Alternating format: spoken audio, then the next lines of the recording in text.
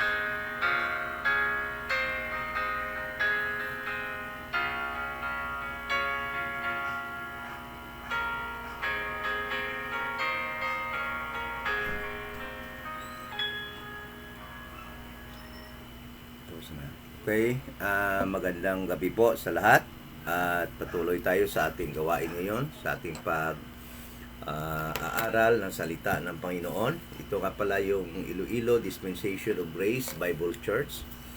At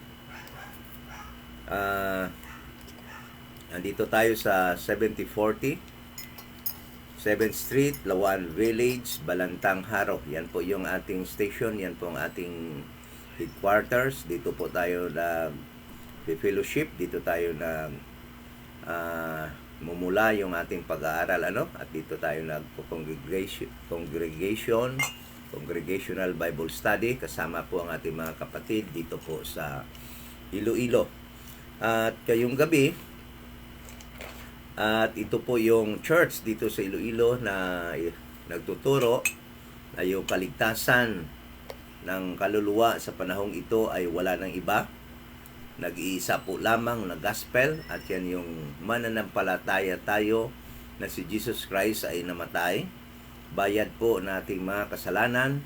Siya po ay inilibing at nabuhay muli sa pangatlong araw upang tayo po ay bigyan ng buhay na walang hanggan.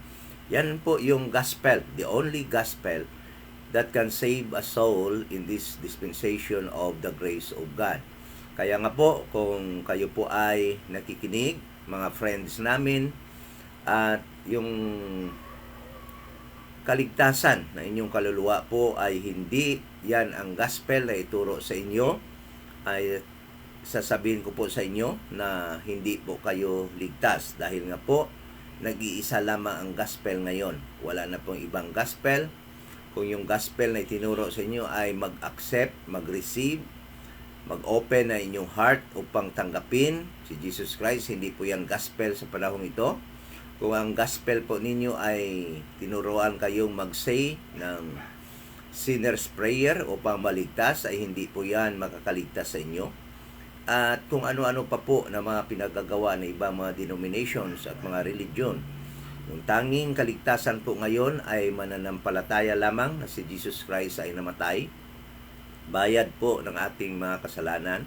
Siya po ay inilibing at nabuhay muli sa pangatlong araw upang tayo po ay bigyan ng buhay na walang hanggan. Yan lang po, wala nang iba. At sa ngayong gabi na ito ay magpapatuloy tayo sa pag-aaral sa Book of John. Kasi nga po, mayroon tayong isang kapatid na nagtanong po kung nag-request po, kung pwede po ba natin madala sa ating pag-aaral itong mga verses na nakalagay po diyan sa ating post, Kasi nga po ay parang nakakalito nga naman.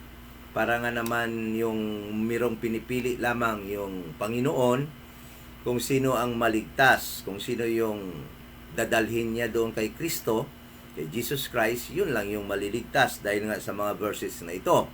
Kaya nga po, lilinawin natin ito para hindi po makakahadlang at makakabigay ng confusion po sa ating faith, babasahin ko po muna itong mga verses na ito at maya po ay ipapaliwanag ko po ito kung paano po na hindi ito contradiction sa katuruan ang gusto ng Panginoon ang lahat ay maligtas, Sabi nga dito sa John chapter 6 verse 37. Sabi dito, all that the Father giveth me shall come to me. So ang ibig sabihin diyan, kung yung verse lang na yan po ay ibig sabihin dyan na yung mga pumupunta lamang kay Kristo at saka yung mga naliligtas ay yung dinadala lang sa Kanya ng Ama. Di ba? Yan ang pagkasabi dyan. And him that cometh me, I will in no wise cast out. Yan yung pagkasabi yan. Yung dinadala naman sa Kanya ng Ama, hindi talaga niya yun, hindi na yun talaga mawawala o hindi niya itatapon yun. Anong pagkasabi dyan? Verse 38, sabi niya, for I came down from heaven not to do mine own will, but the will of him that sent me. Verse 39, and this is the Father's will, which hath sent me, that all of which he hath given me I should lose nothing but should raise it up again in the last day.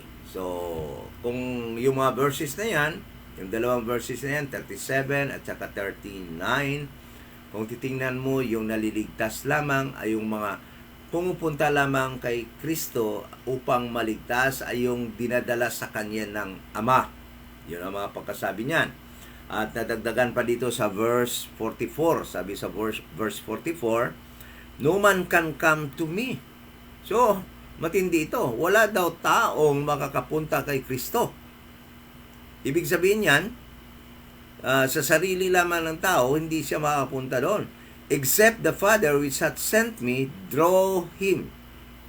Dadalhin doon. Ipapalapit siya doon kay Kristo. No?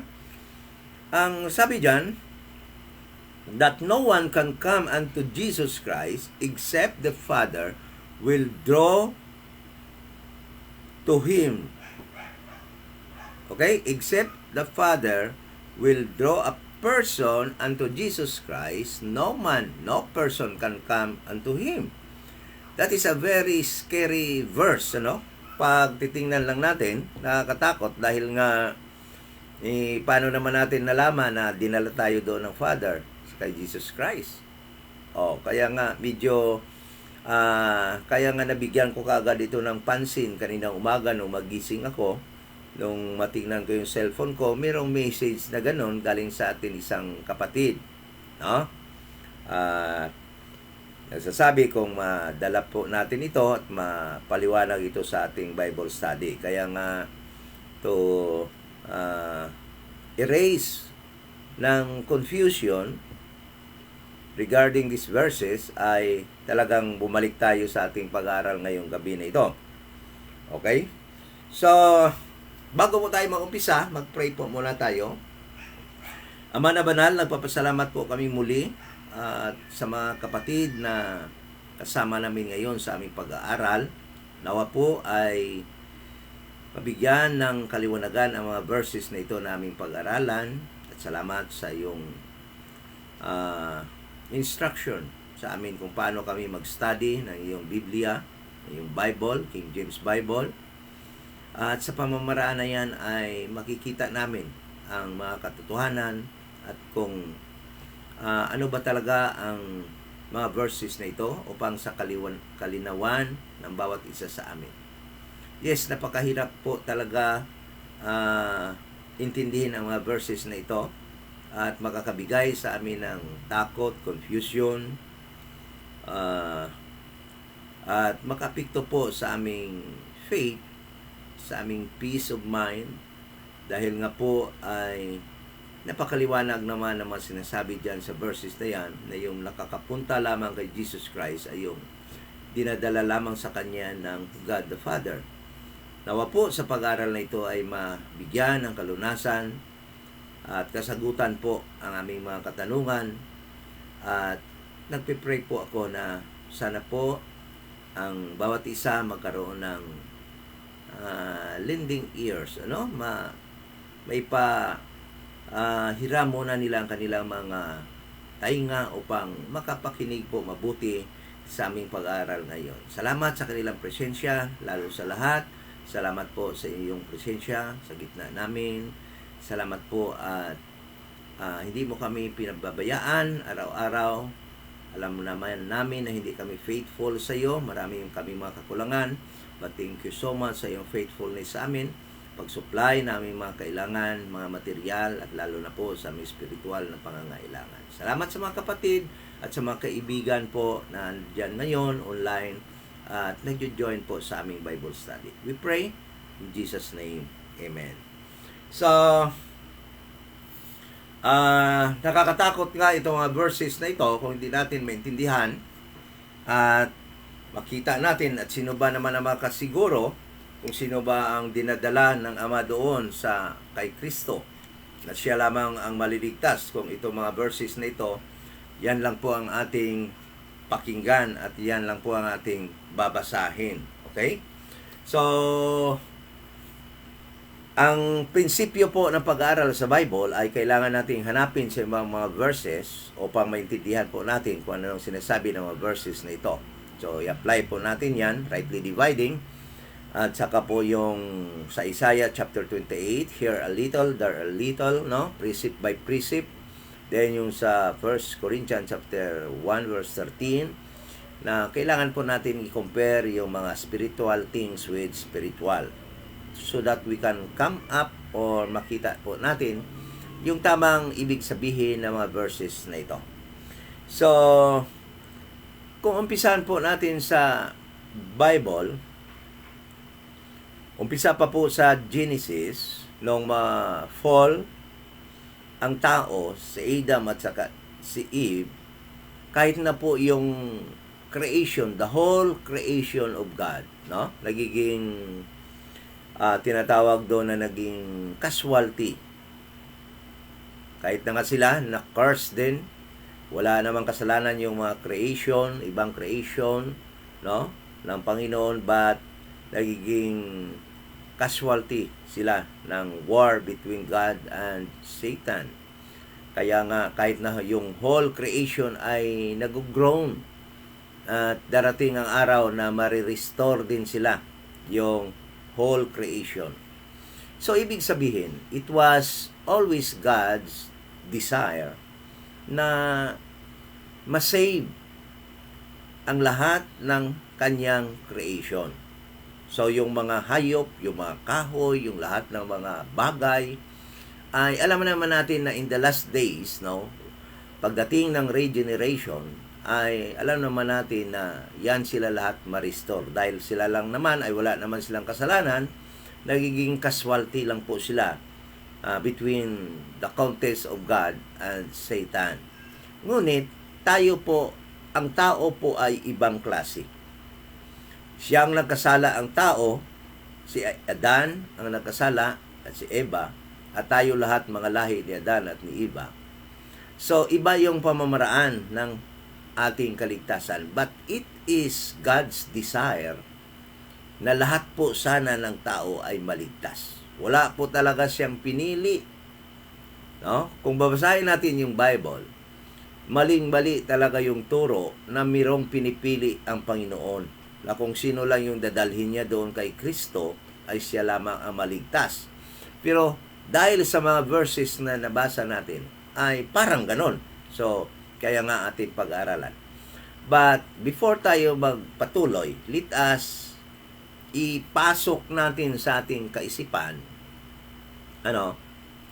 na it is, these verses are contradictions, no? Contradiction yan sa God's desire. Because it is always God's desire that His creation, no? Primarily, men, no, yung tao, human being, ay maliligtas lahat. Okay? So, ibig sabihin, itong mga verses na to ay contradiction na sa gusto, sa will ng Panginoon. Sabi nga doon sa kay Peter, di ba? Sabi doon sa kay Peter, God is not slack concerning His promise. But anong sabi doon? Dahil gusto lamang niya na ang lahat will come unto repentance. So, gusto lamang niya na ang lahat ay makarating sa kaligtasan. Yan yung promise niya doon sa Israel, sa program niya sa Israel. Okay? So, ibig sabihin, itong verses na binabasa natin sa John, na yung maliligtas lamang, yung lumalapit lamang kay Kristo, ay yung dinadala ng Ama sa Kanya, it is a contradiction sa mga verses na yon. Okay? So, makikita natin na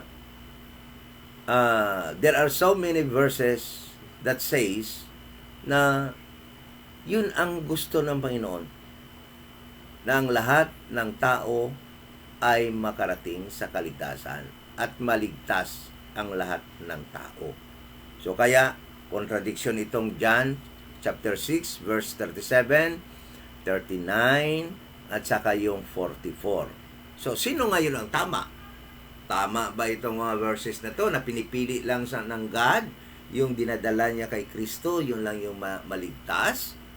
Tama ba ito? So, sabihin ko na sa inyo kaagad na mali itong mga verses na ito sa John. No? Dahil it is God's desire na lahat talaga dapat ng tao, kung pwede lang, kung makinig lang sa kanyang pamamaraan ng kaligtasan sa bawat dispensation, yan ang gusto ng Panginoon, na maligtas ang lahat ng tao. Okay? So,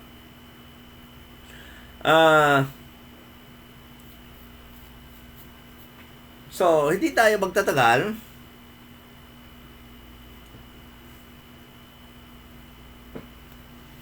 In Genesis chapter 12, no? Makita natin na lahat ng tao ay gusto ng Panginoon na maligtas. Tingnan natin, basahin natin sa Genesis, Genesis chapter 12. Basahin po natin. Sabi dito, Now the Lord had said unto Abram, Get thee out of thy country, and from thy kindred, and from thy father's house, unto a land that I will show thee, and I will make thee a great nation, and I will bless thee, and make thy name great, and thou shalt be a blessing, and I will bless them that bless thee, and curse them that curseth thee, and in thee shall all families of the earth be blessed. So, makita natin na at this moment of time, yung mga tao nag-reject sa ating God. No? Makikita natin yung account yan doon sa Romans chapter 18, na yung mga tao ayaw nilang tanggapin ang Panginoon bilang kanilang God. Okay? Basahin natin muna sa Romans, then balik tayo. Romans chapter 1. Ito yung nangyari. Sa chapter 11, halos almost ito yung nangyari. Romans chapter 1. Romans chapter 1. Sabi dito, verse 18. Verse 17, umpisa natin. For therein is the righteousness of God revealed from faith to faith, as it is written, the just shall live by faith. For the wrath of God is revealed from heaven against all ungodliness and unrighteousness of men. So, talagang galit ang Panginoon sa unrighteousness of men, no? Then sabi niya dito, who hold the truth in unrighteousness, because that when that which may be known of God is manifest of them. From Genesis 1 up to Genesis chapter 11, everything na kailangan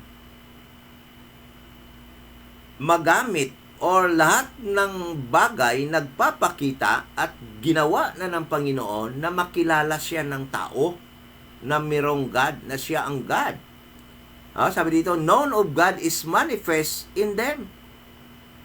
Lahat ng bagay na magpakilala sa tao na mayroong Diyos ay na-manifest na. Minamanifest ng lahat ng bagay na mayroong Diyos sa tao. For God hath showed it unto them. Dahil pinakita na yan ng Panginoon sa lahat ng tao. For the invisible things of Him from the creation of the world are clearly seen, being understood by the things that are made, even His eternal power and Godhead, so that they are without excuse. So, napakaliwanag. Dahil na yung mga hindi makitang mga bagay na kanyang ginawa, no? Are clearly seen, makikita na, being understood of the things that are made, even His eternal power and Godhead. Nakikita na ng tao yan, ang kanyang eternal power, ang Godhead, nakikita ng tao. Sabi dito, so that they are without excuse. Verse 21. But because that when they knew God, they glorified Him not as God. Ganon yung tao. Genesis 1 up to 11, ganon yung sitwasyon ng tao. Kilala na nilang Diyos, ngunit hindi nila gino-glorify ang Panginoon as God. Then, neither were thankful, hindi naging grateful yung mga tao, but became vain in their imagination, and their foolish heart was darkened. Professing themselves to be wise, they became fools. Verse 23, ganito yung mga ginagawa ng tao. And changed the glory of the uncorruptible God into an image made like to corruptible man, and to birds, and to four-footed beasts, and to creeping things. Wherefore, God also gave them up. Alam niyo ba kung bakit tinawag ng Panginoon si Abraham? Dahil the whole humanity, except Abraham at the time, God gave them up. Anong ibig sabihin ng gave them up? Kumbaga nga, sabi ng Panginoon, bahala na kayo. Ginawa ko ng lahat, ipinakita ko na sa inyong lahat na andyan ako, mirong God, ako ang God, ngunit hindi nyo ako kinikilala, hindi kayo naging mapasinalamatan sa akin. Then sabi ng Panginoon, give up nyo ako. Then sabi ng Panginoon, I gave you up also. So, ibig sabihin nun, the whole humanity during the time was given up by God. Ibig sabihin ng God, bahala na kayo dyan. Wala na akong pakialam sa inyo. Ibig sabihin nun? Anong ibig sabihin nun pag ginib up ng Panginoon? Ha? Damnation. But, alam nyo ba yon na nangyari yan sa Genesis chapter 11? Itong Romans chapter 1, verse 18 up to 26 na ito, up to 28. Doon to nangyari sa Genesis chapter 11. Kaya nga, ginudge niya doon yung ang Tower of Babel. Then, anong ginawa niya? Chapter 12 ng Genesis. Ngunit, kinuha niya si Abraham. At, ito yung nangyari sa Genesis. Kumbaga nga sana, sabi ng Panginoon, bahala na kayo. Give up na ako sa inyo. Ang titigas ng mga ulo nyo. Bahala na kayo mapunta sa impyerno. Ngunit, anong Panginoon? Alam mo, napaka-loving talaga ng Panginoon. Ginawa niya, tinawag niya si Abraham, then sabi niya kay Abraham, and in thee, all families of the earth, be blessed. Kita mo na lang ang Panginoon. Kahit gano'n na yung ginawa sa kanya, ginib up na nga niya, but sabi, gumawa na naman siya ng pamamaraan na maligtas pa rin all families of the earth. Anong ibig sabihin nun? It is God's desire that all people will be saved. Diba? Bakit gano'n na nakasulat sa John chapter 6? Bakit parang pinipili lang yung makapunta kay Kristo? Ang maligtas lang yung dinadala lang ng Ama. Paano yung hindi dalhin ng Ama doon? Kawawa naman sila. Hindi sila maliligtas.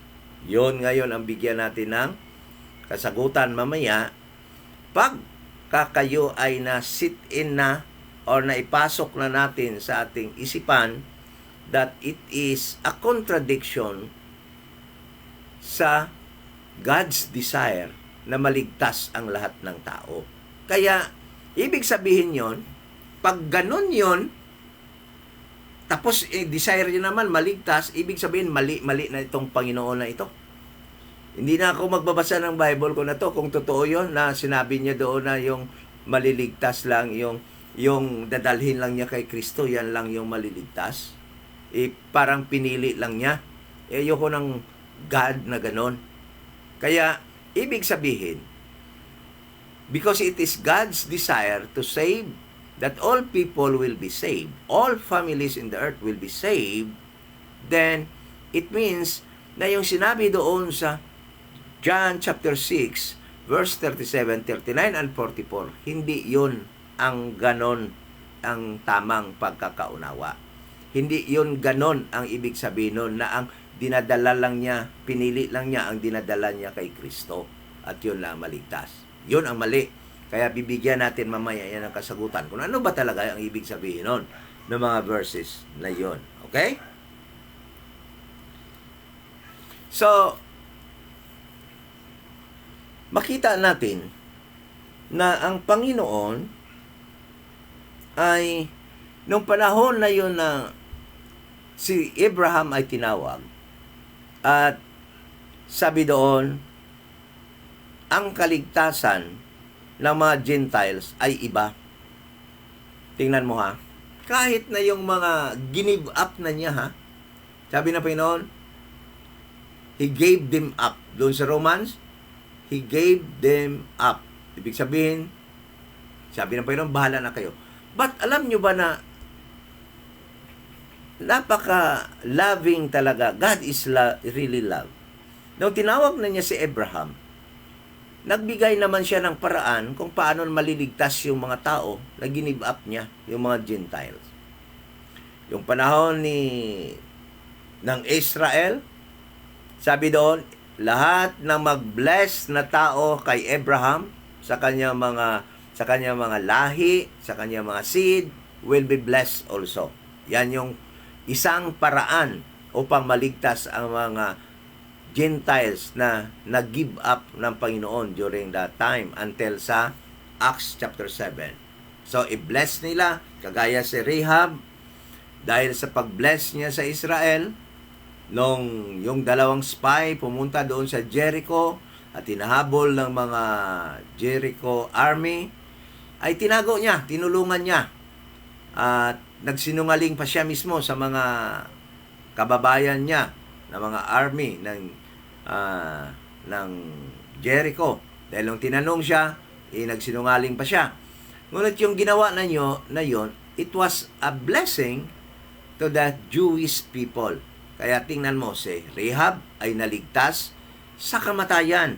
At alam naman natin na he was also given the opportunity to be saved ang kanyang soul sa sunod sa mga requirements na dapat gawin ng mga Jew. Dahil nga si Rahab at the time ay nagiging Jewish citizen. Nagiging proselyte yon si Rahab dahil nga niligtas siya ni Joshua.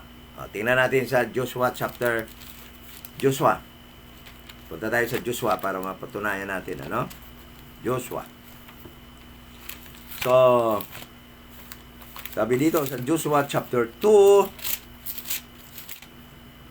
sabi dito sa Joshua chapter 2 kung bakit siya naligtas. For we have heard how the Lord dried up the water of the Red Sea for you when ye came out of Egypt, and what ye did unto the two kings of the Amorites that were on the other side of Jordan, Sihon and Og, whom ye utterly destroyed. So,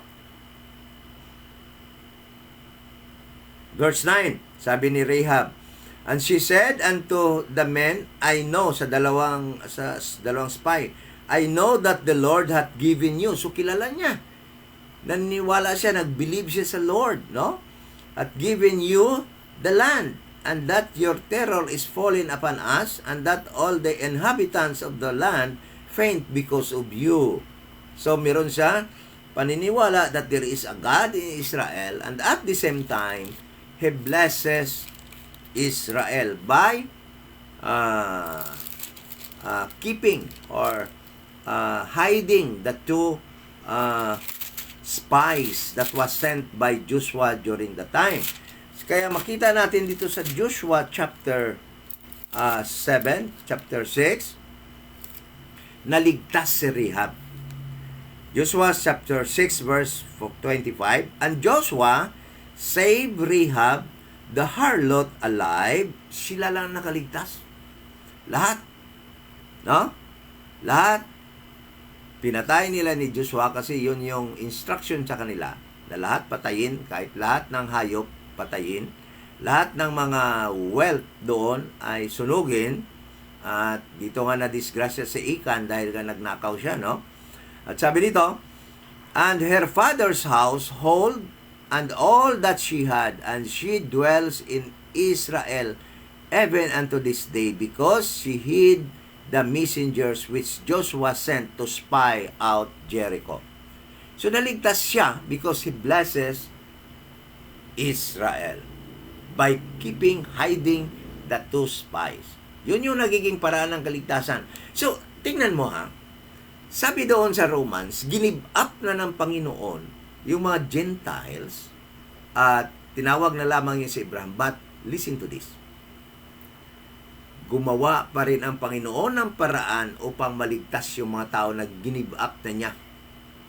No? Gumawa pa rin siya ng paraan, and that is by blessing Israel, they will be saved. They will be saved. So it is God's desire that all people will be saved. Kung lahat ng Gentiles mag-bless sa Israel, lahat sila maliligtas. Okay? Yun. Hindi lamang maligtas ang mga Gentile na yun na nag-give up ng Panginoon kung hindi sila sumunod sa pamamaraan ng Panginoon. Kung hindi nila i-bless ang Israel, then wala talaga. Hindi talaga sila maligtas because that was their salvation during the time. So another salvation na ginawa ng Panginoon para sa mga Gentile noong pinili pa niya ang mga lahi ni Abraham is yung sa 1 King chapter 8. At dito naligtas yung eunuch. Ha? Dito naligtas yung eunuch. Alam nyo ba yan? Okay. 1 Kings chapter 8, sabi po dito,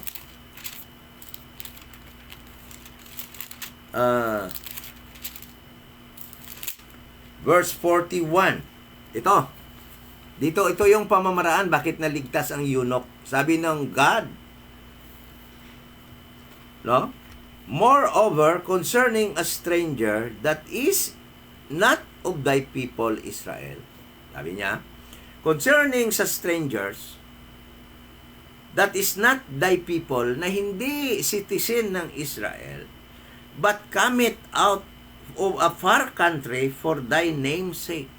Ngunit, mirong tao, hindi siya Jewish citizen, galing siya sa ibang nation, far country, at pumunta siya sa Israel, sa Jerusalem, for thy name's sake, upang sumamba sa God ng Israel. Verse 42, ano sabi? For they shall hear of thy great name, dahil madidinig nila ang pangalan nyo, mga Hudiyo, Israel, and of thy strong hand, and of thy stretched out arm, when he shall come and pray toward this house. Hear thou in heaven thy dwelling place, and do according to all that the strangers call it to thee, for that all people of the earth may know thy name, to fear thee, as though thy people Israel, and that they may know that this house which I have builded is called by my name. Okay? So, isang paraan ang ginawa ng Panginoon sa mga Gentiles noon na give up niya, no? Upang talaga dapat para sana maligtas. Unang-una, i-bless nilang Israel, tulungan nila ng Israel financially, o anuman klaseng tulong, no? Kagaya ng kay Rahab, tinago lang niya yung 2 spy, naligtas na siya.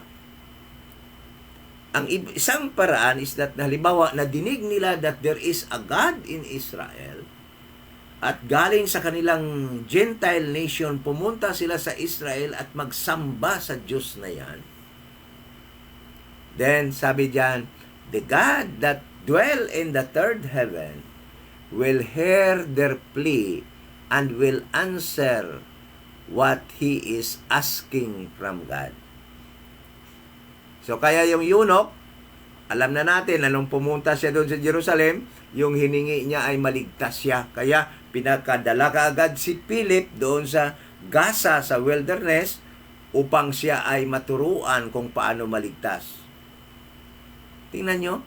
So, it is God's desire that everybody, kahit na nga Gentile, na give up na niya sa panahon na tinawag niya si Abraham hanggang Acts chapter 7, ay ginawan pa rin niya ng paraan na maligtas. And there are two ways for the Gentiles to be saved during the time.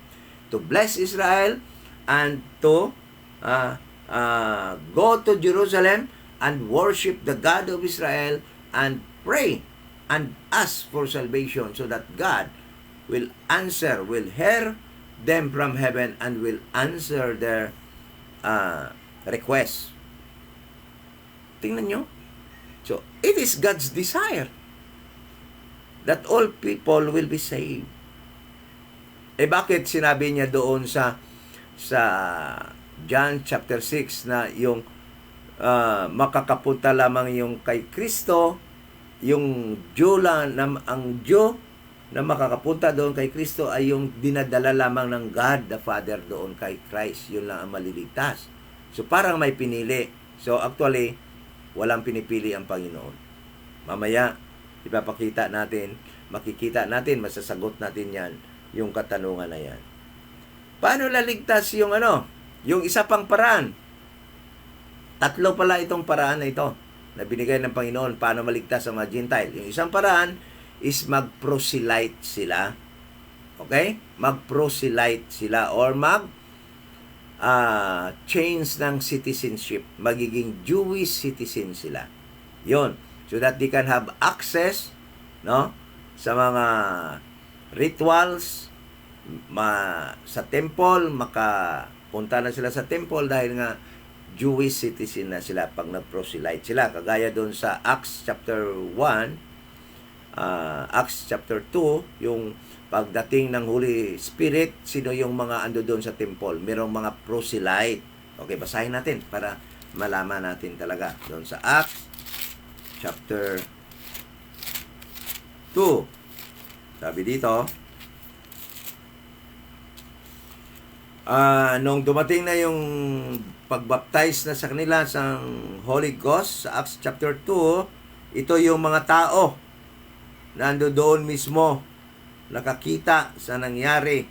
Ganito, sabi dito, Acts chapter 2 verse 9, Persian, they are all Jews coming from Gentile nations and mga Hudyo mismo na ando doon mismo sa Jerusalem. Persian, Medes, Elamites, the dwellers of Mesopotamia, yung mga galing pa sa Iraq na mga Jew, umuwi doon dahil Pentecost nga nila yon.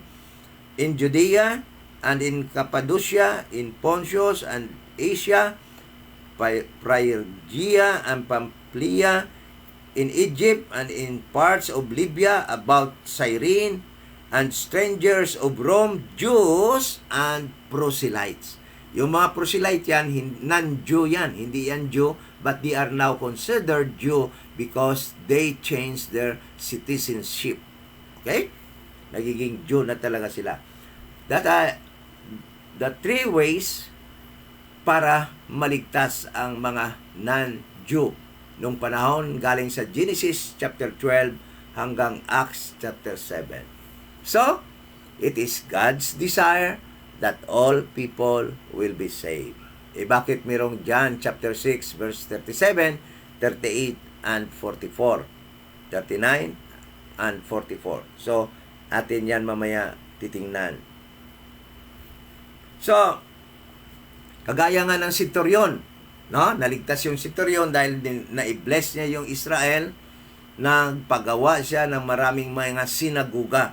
Ang Centurion, he is a Roman soldier, dyan sa Luke chapter 7. He was a Roman soldier with band of armies under him, 100 armies soldier. Kaya tinawag Centurion dahil 100 or 100. Yan yung soldiers under his watch, under his command. Ngunit naligtas siya dahil nga nagpagawa siya ng maraming sinaguga doon sa Israel, sa mga tao ng Israel, at yan ay one way of blessing Israel. Kaya naligtas yung Centurion. Okay? So it is God's desire that all people will be saved. So, bakit? Ano ba nangyari? Punta na tayo ngayon sa John chapter 6. At titingnan na natin itong verses na ito. So, babasahin ko. Titingnan nyo, ha? Sabi dito, nakatakot nito. All that the Father giveth me shall come to me. So, yung pumupunta, parang ibig sabihin ni Kristo, yung pumupunta lamang sa Kanya, yung binibigay lang ng God the Father. So, kung hindi ka pumunta, hindi ka talaga binigay ng God the Father. But the will, and him that cometh to me, I will in no wise cast out. At yung lumalapit na sa akin, hindi ko talaga yon itatapon pa, or hindi na mawawala yon. Verse 39, and this is the Father's will, which hath sent me, that of all which he hath given me, I should lose nothing, but should raise it up again in the last days. So, yan. Sabi ni Kristo, yan yung will ng aking Ama, na lahat ng kanyang binibigay sa akin ay hindi na talaga mawala, ngunit akin silang bubuhayin sa huling araw. Verse 44. Punta tayo sa verse 44. No man can come to me. Napakatindi pa nito. Ibig sabihin, walang isang tao that can come to me except the Father which hath sent me draw him.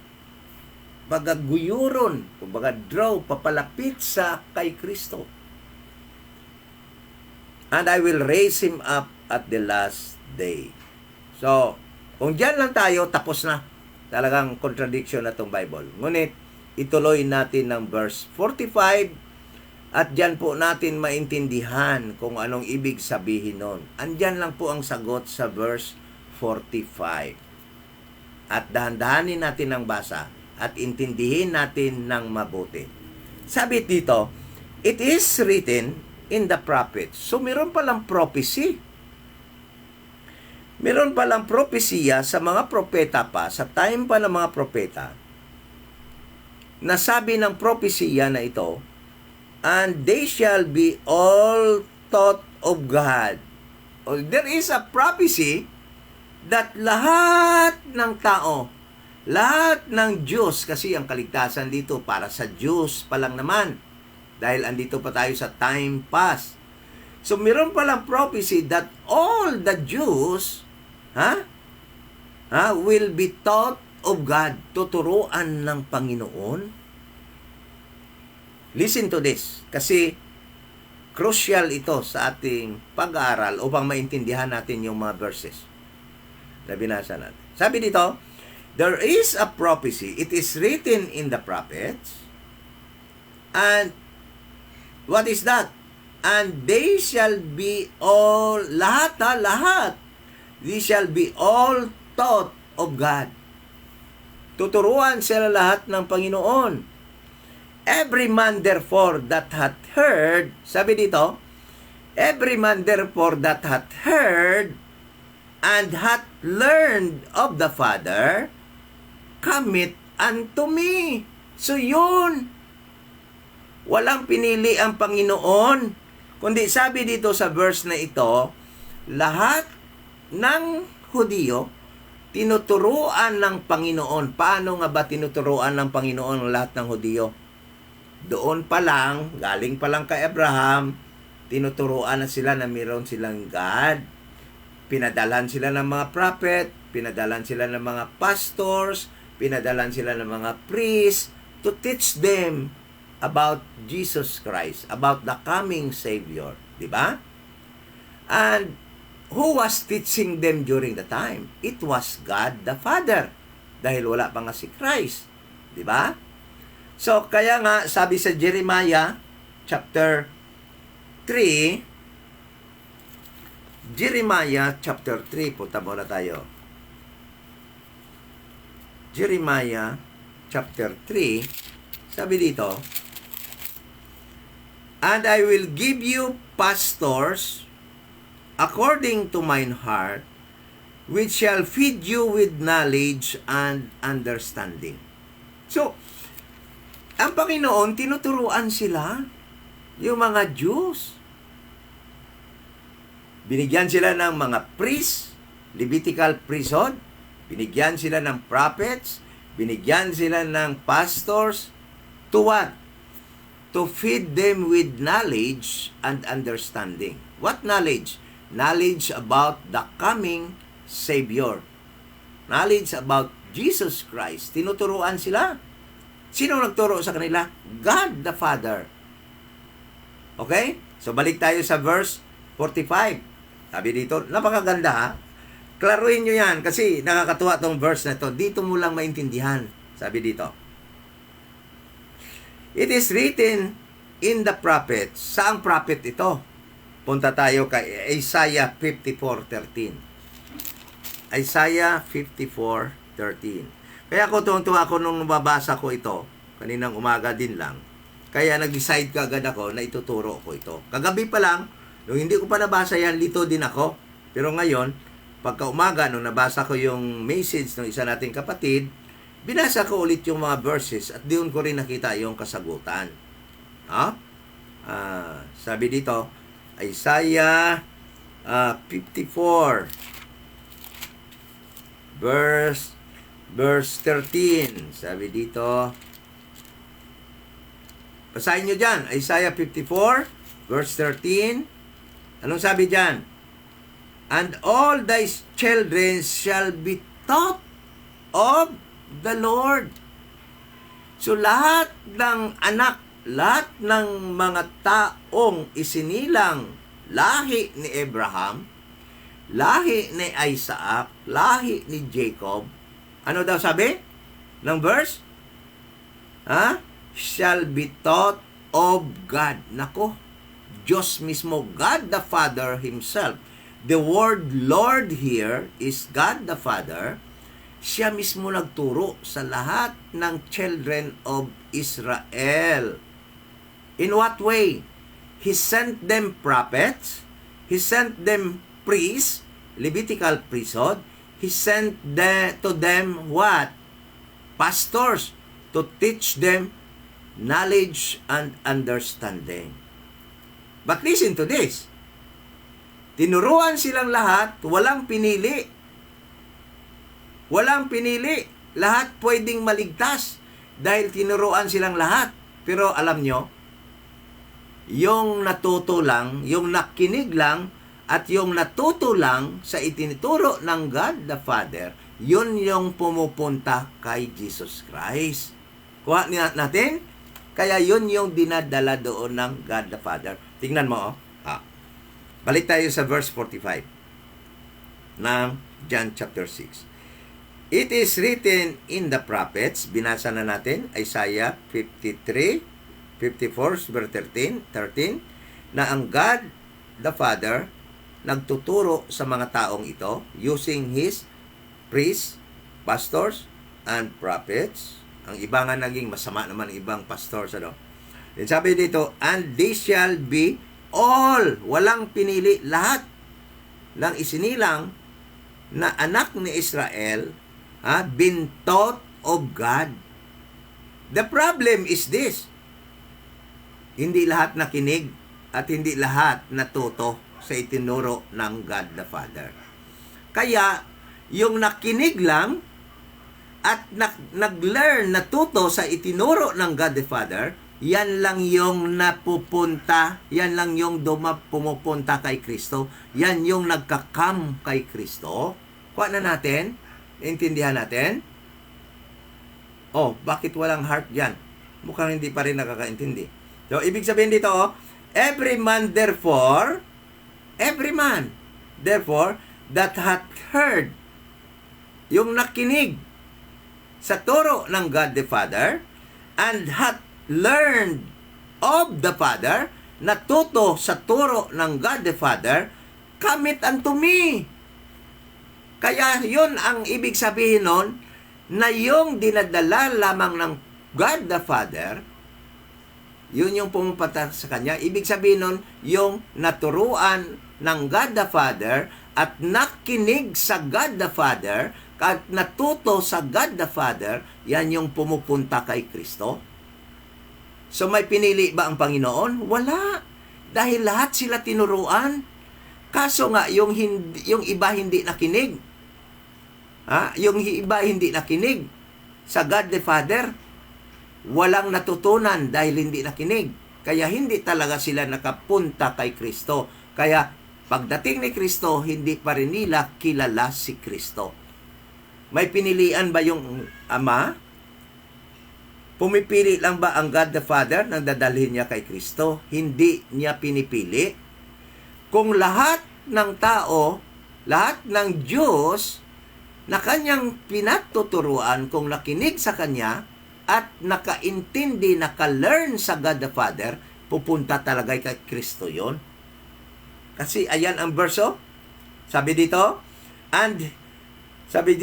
every man therefore that hath heard, na nakinig sa God the Father, sa pagtuturo ng God the Father, and hath learned of the Father, natuto sa Ama, commit unto me. Yan ang pumupunta sa akin.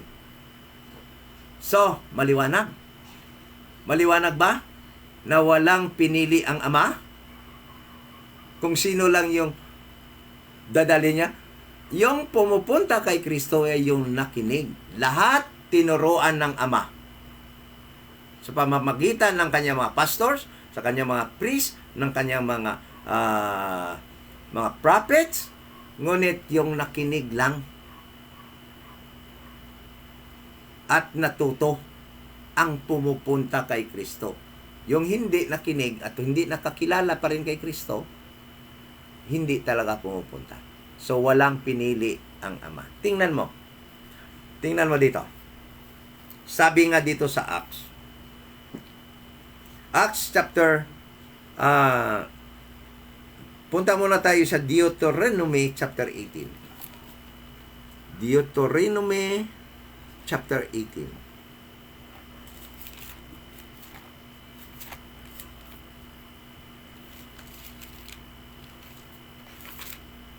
Deuteronomy chapter 18, sabi dito, verse 18.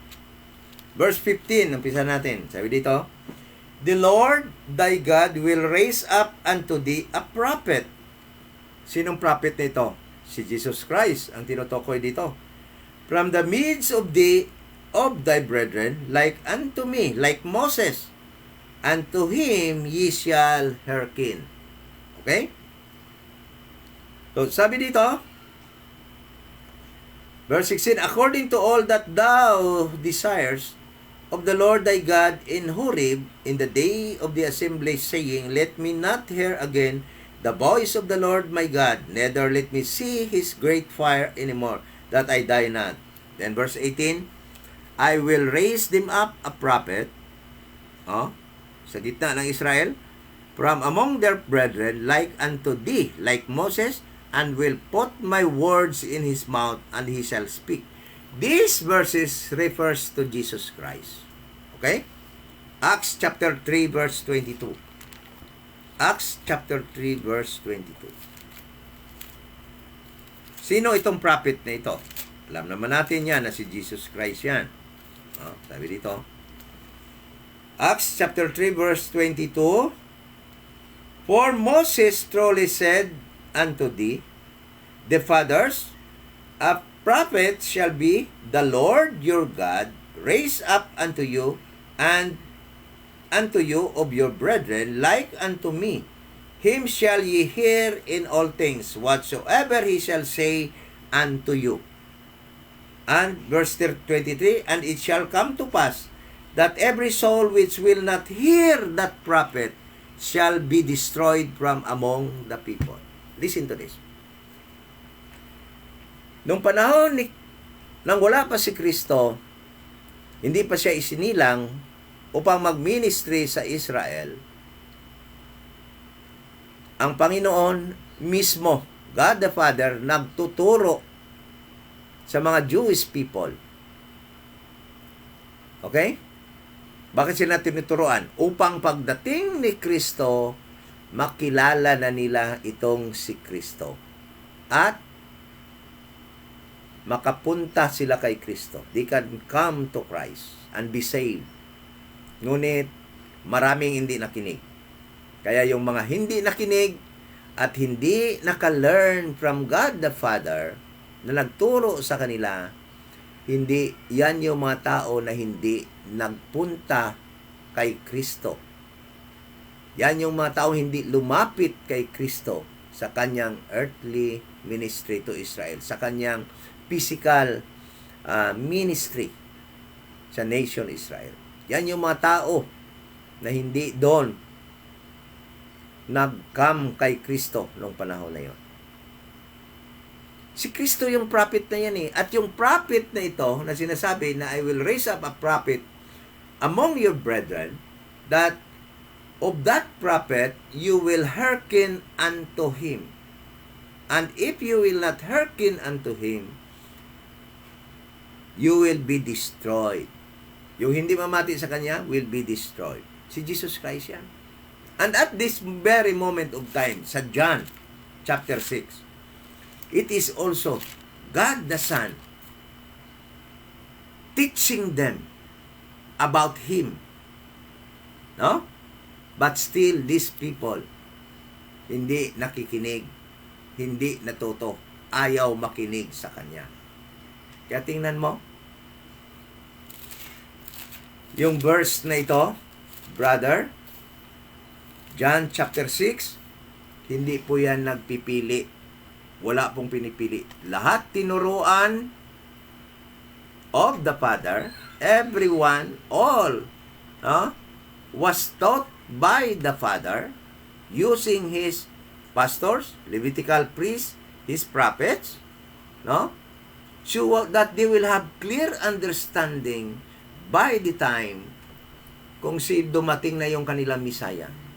But because they did not listen, they did not hear God, they did not learn from God the Father, sila yung hindi nag-come kay Jesus Christ. But those who listen to the teaching of God the Father and learn of Him, sila yung pagdating ni Kristo, lumapit kay Kristo.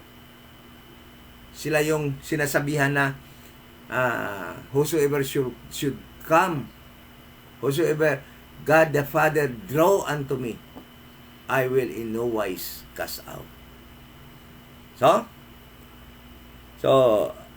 ang ganda talaga nitong mga verses nito. Makita natin kung hindi natin pag-aralan talagang nakakalito. But thank you for the verse 45. Diyan po natin nakita yung kasagutan diyan. Na hindi pala nagpili lamang yung Panginoon, ang God the Father, kung sinong dadalhin niya kay Kristo. Lahat sila binigyan ng opportunity. Tinuruan silang lahat, ngunit hindi nakinig ang lahat. Ang nakinig lamang at nag-learn, natuto sa turo ng Ama, yun lang yung dinala niya doon kay Kristo. Yung hindi nakinig at binaliwala yung kanyang turo, hindi talaga nila nakilala si Kristo, kaya hindi sila madala ng Ama doon kay Kristo. Nagpili ba ang Ama? Wala. It was their fault.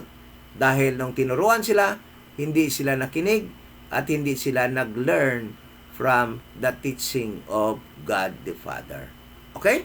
So sana po naging maliwanag po tayo diyan sa verse, sa aral po na yan. Yung ibang mga verses po na yung pang na-message sa akin, lahat po yan. Hindi po yan lahat, wala yan pinili, lahat. Kaya natin i-explain yan, but I think ito yung pinaka-mother na mga verses na bigay diyan ng aral na sa mga Calvinist, na may pinipili lang daw. So, dahil nasagot na ito, wag na natin, alam mo, brother, lahat yun, walang pinili ang Panginoon. Walang na-ordain na hindi panligtas. Lahat doon sa mga sinulat ni Paul na mga ganon, ay yung pagka-predestinate natin doon sa mga bagay na yon, na predestinate po tayo dahil na-save tayo ng gospel of the grace of God. Dahil we are already in Christ. Hindi tayo na-predestinate doon sa mga heavenly blessings na yon kung hindi pa tayo naligtas muna sa gospel. So, I think ito lang yung pinaka dapat ma-explain, and I do believe that by the grace of God, by the verses that we read, na-explain na po natin itong mga verses na itong sa John chapter 6 verse 37, 39 and 44 ng maliwanag po na wala pong pinipili ang God the Father kung sino yung dalhin niya sa kay Jesus Christ. Gusto niya talaga na lahat madala niya kay Kristo. Ngunit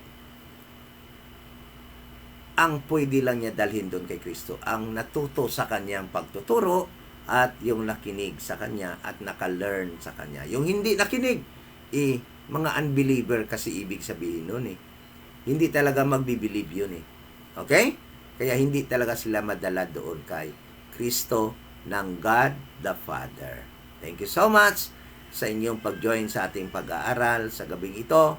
Sana po ay naging maliwanag po sa atin na hindi po ang Panginoon pumipili. It is God's desire that all will be saved. Nakaka-confuse lang po yung mga verses na yan kung hindi po natin mapag-aralan mabuti. So, ito nga pala yung Iloilo Dispensation of Grace Bible Church dito po sa 7040 7th Street, Lawan Village, at ito yung church dito sa Iloilo na nagtuturo ng kaligtasan ngayon ay sa pamamagitan lamang ng pananampalataya na si Jesus Christ ay namatay, bayad po nating kasalanan, siya po ay inilibing at nabuhay muli sa ikatlong araw according to the scriptures upang bigyan tayo ng buhay na walang hanggan. Pananampalatayahan po ninyo yan upang sama-sama po tayong umakyat sa third heaven pagdating ng corporate rapture. Yan sa 1 Thessalonians chapter 4 verse 13 to 17. At magkikita po tayo doon sa third heaven. Thank you so much and good night. Let us pray. Ama, salamat po sa aming pag-aral. Salamat sa iyong kaliwanagan galing po sa iyong mga salita. At salamat po sa mga verses na nagiging guide po namin upang maintindihan po namin ang tungkol po sa mga aral na ito, na wala po kayong pinipili, na lahat po ay gusto po ninyong makaangkin ng kaligtasan. Ngunit yung mga tao po na hindi ninyo madala diyan kay Christ dahil po hindi sila nakinig at hindi po sila nag-learn from you. Thank you so much for that enlightenment. We pray and thank you in Jesus' name. Amen. Good night.